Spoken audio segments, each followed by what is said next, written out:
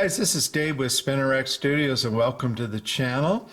And it is Memorial Day weekend 2024. I'm shooting this on Sunday, so I hope you guys are having a good weekend. Or if you are maybe watching this a couple days later, I hope you had a good weekend. But I'm going to do a quick talk about first appearance of Supergirl and also kind of a little cover twist I ran across, one of the covers you're going to see. So stay tuned, I'll show that at the end. But of course, you see in front of you Action Comics 252 from May of 1959. And this, of course, features Kara, the cousin of Superman from Krypton, her first appearance. And pretty much commonly, I think, agreed the first appearance of Supergirl. Although there is a small maybe exception to that, although I don't really think what you're going to see is the first appearance of Supergirl. But I'm sure most of you guys are familiar with Superman 123, which was kind of a tryout or prototype of Supergirl. And this came out in August of 1958, so it predates Action Comics 252, which, as I mentioned, came out in May of around 1959. And in Superman 123, like I said, it was kind of a prototype issue to gauge the interest in Supergirl.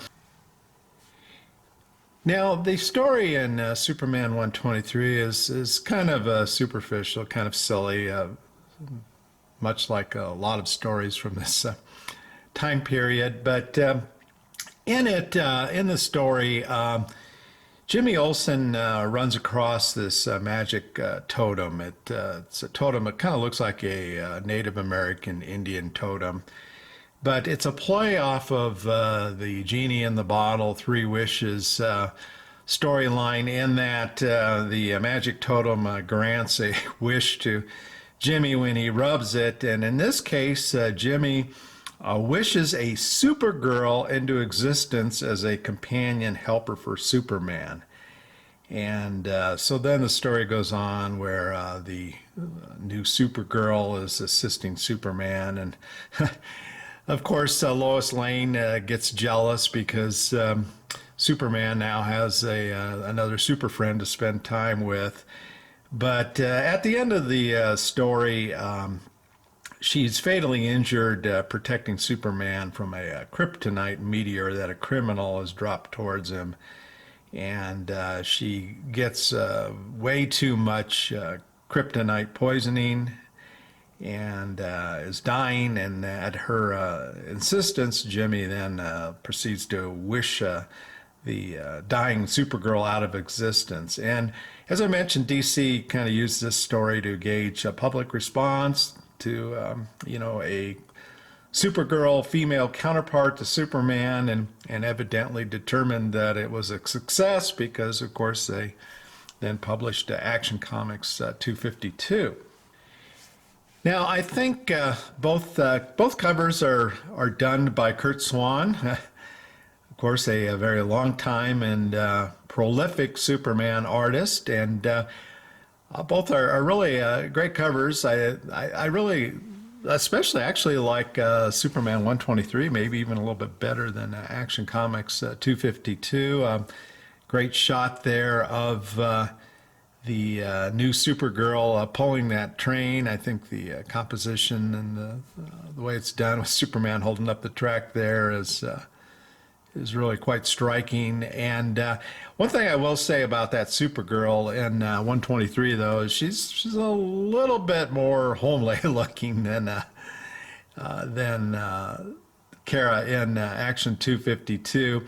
And also kind of noticed the little bit of differences in the costume. Here she's got a red skirt versus the all blue uniform in Action 252. But nonetheless, I really don't think you could say that the character from Superman 123 is her first appearance.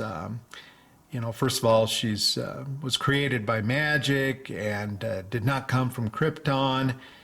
And so I think it's fairly safe to say that Action 252 is the first appearance of Supergirl.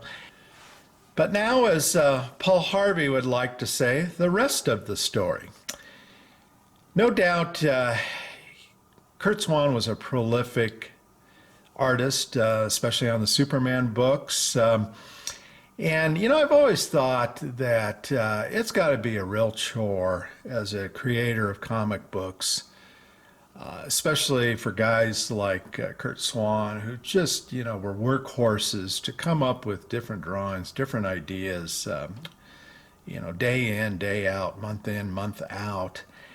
And I ran across an issue of Superman's pal, Jimmy Olsen, issue number 45, and this was done in 1960, also by Kurt Swan. See anything similar?